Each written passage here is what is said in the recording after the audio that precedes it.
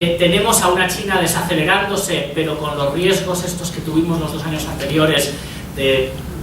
temores serios a un colapso de la economía china, a un aterrizaje forzoso que hiciera que la economía china bajara y creciera al 3-4%, pero eso sería un elemento generador de una recesión global. Esto parece ser que no va a suceder, hay tensiones en la economía china, pero parece que lo están aterrizando bastante bien. Tenemos a una América Latina que hay que ir país por país, y no me da tiempo a hacerlo, pero que por fin está saliendo de esa recesión tan dura que sufrieron países como Brasil, sobre todo los del cono sur, exportadores de materias primas, después del hundimiento de los precios de las materias primas, y el precio del petróleo se va recuperando. No creemos que vaya a subir mucho, pero que va a seguir alimentando el crecimiento de países europeos importadores de petróleo, pero que al mismo tiempo ya permite que algunos de los exportadores de commodities en la cuerda floja en riesgos de impagos o algún tipo de cuestiones de este tipo. Y tenemos a un Japón que se comporta bastante bien, dado lo que es Japón este año, y por lo tanto un contexto bastante favorable, en el que además España destaca, y eso hablaremos un poquito más adelante. Ahora bien, el riesgo es que por primera vez los sustentos del orden económico liberal abierto, tal y como lo conocemos, es decir, la pata de seguridad, de la que Carlota va a hablar más en detalle, que nunca nos damos cuenta, o sobre todo en círculos económicos damos por sentado que el paraguas de seguridad que era la OTAN, el paraguas de seguridad que Estados Unidos ofrece a Japón, a Corea del Sur, en el sur del mar del sur de China, es decir, estas garantías para que todo lo económico pueda fluir con normalidad, que son que la parte de seguridad sea algo de la que no tengas que preocuparte. No digo que esté en cuestión, pero está mucho más en cuestión que hace 2 años. Y la parte económica pura de gobernanza del orden liberal está evidentemente en riesgo, básicamente porque lo que hemos oído de la administración Trump en principio es que el multilateralismo en materia comercial es algo que considera que perjudica los intereses económicos americanos, y por lo tanto estaría más interesado en una renegociación por la vía bilateral con los distintos países. Es en este contexto en el cual además tenemos los cielos europeos, a los que vamos a referirnos más adelante, pero que por primera vez podemos decir en bastantes años la economía española, si no pasa nada de lo malo de esto que vamos a desglosar por fuera, podría mantener un ritmo de crecimiento por encima del 2,5. Nosotros no hacemos previsiones de crecimiento, además nos sentimos un poco orgullosos de ello, porque con la crisis que tenemos de previsiones estables tenemos tendencias más amplias, pero el consenso es que España podría crecer en torno al 2,5, continuar creando empleo. Hay un debate sobre la calidad de ese empleo que la OCDE ha puesto sobre la mesa ayer mismo, hay un debate sobre la desigualdad, sobre la distribución. Estos son temas que están sobre la mesa, pero evidentemente por primera vez en muchos años las debilidades de la economía española podrían venir de los elementos externos de riesgo y no tanto del sustrato interno, en el que además podría ser un contexto interesante para avanzar en algunas de las reformas a las que luego nos vamos a referir. Así que lo dejaría aquí. Crecimiento bastante sólido, prácticamente, como se ha dicho, en todos los países del G20, pero con una nube que planea sobre todos nosotros, que es básicamente este año de carácter geopolítico. Recomiendo a todos vivamente el artículo de Robert Kagan sobre The Twilight of the International Liberal Order. Estamos realmente ante el principio del fin del orden liberal internacional surgido después de la Segunda Guerra Mundial. La tesis de Kagan, como muchos de ustedes sabrán, es que Estados Unidos, que básicamente creó ese orden y lo ha sustentado en buena medida, está atravesando una crisis de fatiga, digamos. Realmente Estados Unidos ya no quiere mantener solo este orden liberal internacional, y si esto fuese así, pondría en duda muchas de las instituciones en las que se basan la prosperidad y la seguridad de nosotros, los europeos. Carlota. Intentar centrarnos mucho en esos cambios geopolíticos a los que estamos asistiendo, en el que Trump y Estados Unidos está teniendo un protagonismo muy importante. A mí me gustaría primero puntualizar una cosa: no todo es efecto Trump. O sea, yo creo que hay que empezar porque ha habido una serie de cambios geopolíticos. Por ejemplo, el hecho de que Rusia sea ahora importante no ha sido por causa de Trump o su amistad con Trump, sino que eso viene de la crisis de Ucrania. El crecimiento de los populismos en Europa también es algo que viene desde hace tiempo. Incluso el debate sobre ganadores y perdedores de la globalización viene antes, ¿no? Entonces yo creo que es importante separar lo que puede ser efecto Trump de lo que es efecto de la propia situación internacional, y de que hay algo que está cambiando, y puede que es que Trump se haya dado cuenta de que algo estaba cambiando mucho antes que nosotros. ¿Por qué Trump está causando tanta incertidumbre? Bueno, dentro de toda la locura y su retórica y sus contradicciones, tiene tres elementos, tres ideas que ha mantenido firmes a lo largo de muchos años, desde finales de la década de los 80. La primera es que no cree en las grandes alianzas permanentes. Y eso nos importa. España forma parte de la Unión Europea y España forma parte de la OTAN y España esa es principalmente su base, ¿no? Entonces esto nos tiene que hacer temer un poco a ver por dónde va a ir Estados Unidos. En segundo lugar, tampoco cree en los grandes acuerdos comerciales. Como ha dicho Federico, no es que no crea en el comercio, sino que piensa que desde finales de los 80 todos los acuerdos comerciales que ha llevado a cabo Estados Unidos los ha negociado mal, no están en el interés de Estados Unidos, entonces quiere renegociarlo absolutamente todo. Y en tercer lugar, le gustan los grandes liderazgos, los liderazgos fuertes, y ahí tenemos lo que hemos visto, esa admiración, parece ser que mutua, por Vladimir Putin. Entonces, teniendo en cuenta estos tres elementos, es relativamente normal que a España y que a Europa y que a los aliados Donald Trump les cree cierta incertidumbre. Sobre todo lo que en Europa estamos temiendo es esa posible alianza o un posible acuerdo entre Estados Unidos y Rusia, que todavía no parece que se vaya a materializar. Ese auge a lo mejor de China, o China como posible líder de un mundo neoliberal, que también se ha podido escuchar. Yo creo que hay que calmar un poco las voces, hay que esperar a ver qué va a hacer la administración, una administración que todavía no está completa. La semana pasada yo creo que el 90% de los puestos de la administración ni siquiera estaban completados. También hay que tener en cuenta que secretarios de Estado, gente que ya tiene un cargo en la administración Trump, normalmente tiene ideas contrapuestas con Trump, está dentro del mainstream americano, han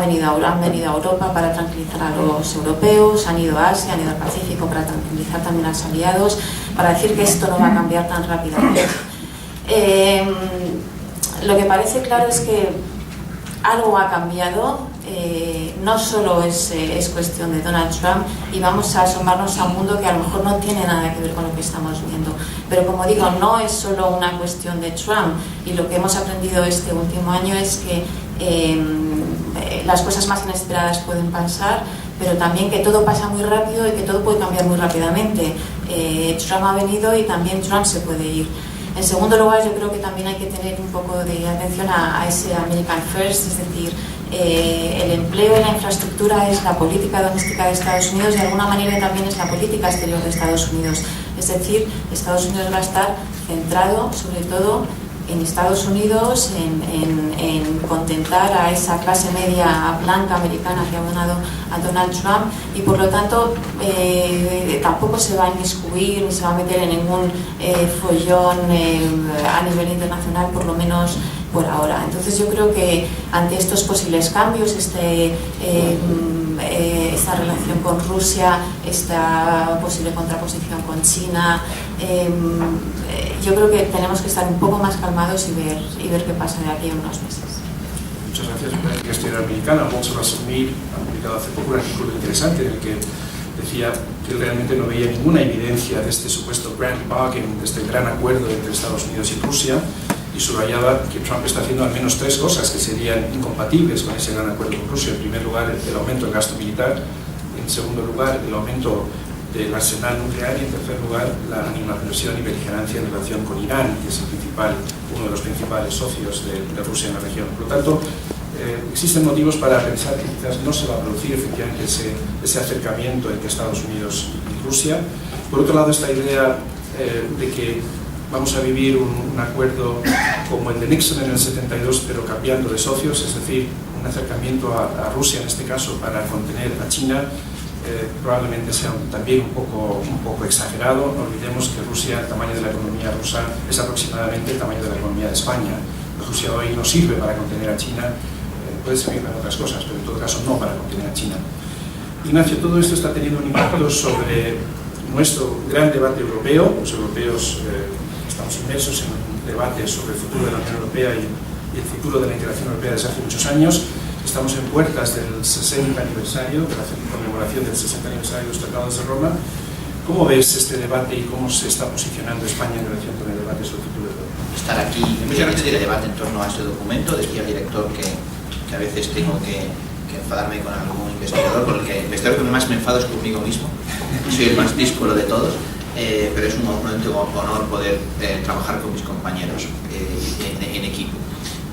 Yo creo que la pregunta, antes de quizá de descender a otros desafíos que tiene España en su política exterior sobre cómo posicionarnos ante el debate europeo y para enmarcarlo, yo creo que merece la pena también hacer una cierta llamada a la desdramatización. Es verdad que el año 2016 no ha sido un año bueno para la Unión Europea, porque uno de sus Estados miembros, nada más y nada menos que el segundo o el tercero en importancia, depende de cómo lo midamos, ha decidido abandonar la Unión. Y esto ha provocado, obviamente, pues una gran duda existencial sobre el futuro de la integración e incluso hasta qué punto fenómenos parecidos a los que explican el Brexit pues podían extenderse a otros estados y más en un año electoral como el de hoy. Y si mirásemos y tratásemos de reconstruir cuál es la realidad europea solamente a golpes de titular, de portadas de la prensa o de tweets, pues podemos pensar que estamos en una situación terrorífica, porque las portadas siempre traen las malas noticias, pero luego cuando las cosas se matizan mucho más, algo menos, ¿no? Por ejemplo, hoy mismo tenemos elecciones en Holanda y aun cuando es posible que el único partido realmente eurófobo, como pequeñito más, porque en Holanda hay partidos para todo, ¿no? Pero que van a llegar al Parlamento, va a obtener un resultado que incluso aunque fuera un resultado relativamente bueno, ni de lejos va a poner en cuestión el compromiso europeo de Holanda. Dicho lo cual, en Holanda desde hace unos años hay un debate importante sobre el alcance y la finalidad política última de la Unión Europea. Eso no hay también que... Y como sabemos por los sondeos en Francia, pues en el otoño hablábamos de si hasta qué punto la líder del Frente Nacional se iba a enfrentar en segunda vuelta con unos líderes que sí que son europeístas, pero que tienen una visión a lo mejor muy golista de lo que es la integración europea, y a lo mejor tenemos dentro de poco, al final de la primavera, un presidente probablemente el más europeísta de Francia, bueno, pues desde los tiempos de Schuman y Monnet, quién sabe. O sea, es decir, que las cosas pueden cambiar, y en el caso de Alemania, donde en el otoño también, y sobre todo en el año 2015, por efecto de la crisis de refugiados, el partido euroescéptico, Alternative for Deutschland, estaba subiendo mucho, hoy vemos en los sondeos que incluso es posible que de aquí a septiembre tenga que batallar por superar el umbral electoral del 5%, lo cual es como primera posición de decir, bueno, pues la resiliencia, por usar esta palabra que tanto le gusta a nuestro director, de la Unión Europea parece que es más de la que muchas veces llaman presumir, sobre todo pues, ciertos analistas apresurados. Y además hay una cosa muy interesante, que es que la Unión Europea ha tenido la gran habilidad de que en este momento ha colocado en la agenda del debate algo por delante del Brexit. Ahora mismo si dijéramos, ¿no?, ¿de qué es de lo que más se habla en Bruselas? Y probablemente, y esto uno podría pensar, seguro que es el Brexit, bueno, probablemente no. Hemos conseguido introducir un debate que va a ser un debate muy complicado, es esta enorme conversación sobre, bueno, ¿y ahora qué? ¿Cómo hacemos? ¿Qué modelo? El libro blanco de la Comisión aporta unos escenarios, hay unos Estados miembros que se están posicionando, sabemos, ¿no?, Francia y Alemania impulsan, sobre todo Francia, ¿no?, la idea de distintas velocidades. España está en ese debate de forma más o menos protagonista y además con una idea que yo creo que es correcta, ¿no?, de defender una ambición europeísta, no necesariamente a geometría variable, pero sí la solución o el camino que va a recorrer la Unión Europea liderada por los grandes Estados miembros, entre los cuales España quiere estar y tiene potencialidad obviamente para estar, pues va a ser el debate sobre cómo vamos a avanzar, con qué cooperaciones más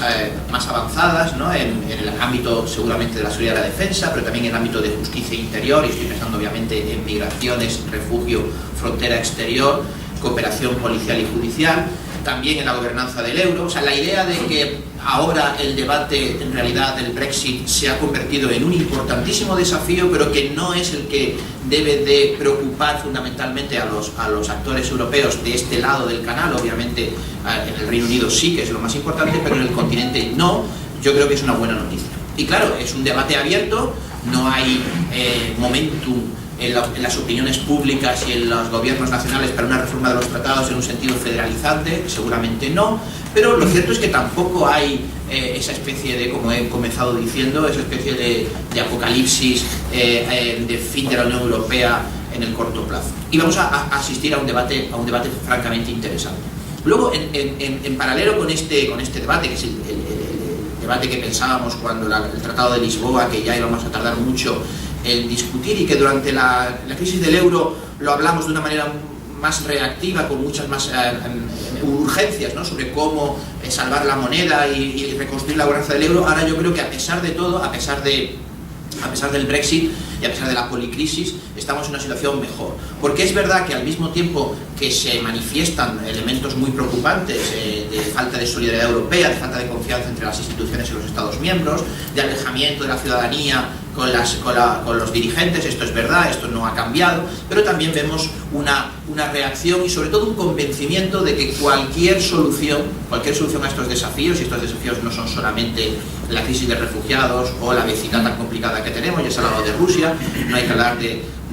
lo que es la situación en Oriente Medio, la guerra de Siria, la llegada de refugiados, las incertidumbres sobre el suministro energético, los problemas que rodean a la Unión Europea desde el punto de vista de la amenaza terrorista. Todas estas cosas ya las sabemos, pero la convicción de que la solución debe de venir de una manera europea, yo creo que está cada vez más instalada en la opinión pública, incluso en aquellos que son euroescépticos. Y la cuestión es qué dosis de Europa, cómo se hace Europa, si hacemos el escenario por volver al papel de la Comisión en el sentido de centrarnos en aquello donde hay más valor añadido, o en lugar de hacer una geometría variable de temas, ir a la geometría variable de países. Y no olvidar nunca que al final tenemos un proyecto común, un marco institucional común, que efectivamente, como dice el director, ahora cumple 60 años, en realidad más, ¿no?, si incluimos a la Comunidad del Carbón y el Acero, y que tenemos, bueno, pues yo creo que de las 5 ediciones, y con eso termino ya, director, de las 5 ediciones que hemos presentado el documento, yo creo que es el año en el cual la posición de España es más desahogada, más cómoda, y a pesar de que obviamente esto no quita que tenemos enormes desafíos para nuestra proyección exterior y para nuestra política europea, estamos desde hace mucho tiempo en posición de moldear ese debate, de contribuir a ese debate, de ser protagonistas. Tenemos que creérnoslo y obviamente, bueno, pues ser conscientes de cuáles son nuestros intereses, nuestros valores, que están muy relacionados obviamente con los europeos, pero obviamente hay una lectura española o hay una versión española de esos intereses y valores europeos. No va a ser 2017 un año trascendental en ninguna de estas cosas, no va a ser a corto plazo, necesitamos tener gobierno en Francia, en Alemania, y la elección del Brexit va a durar obviamente mucho más de un año, pero en 2017 va a ser el principio de unos años, de un medio plazo, que yo lo ligo a la duración de la legislatura más o menos española, sin ir a la electoral, la legislatura alemana, la propia legislatura de los Estados Unidos y la propia negociación del Brexit, y son 3, 4, 5 años por delante francamente apasionantes.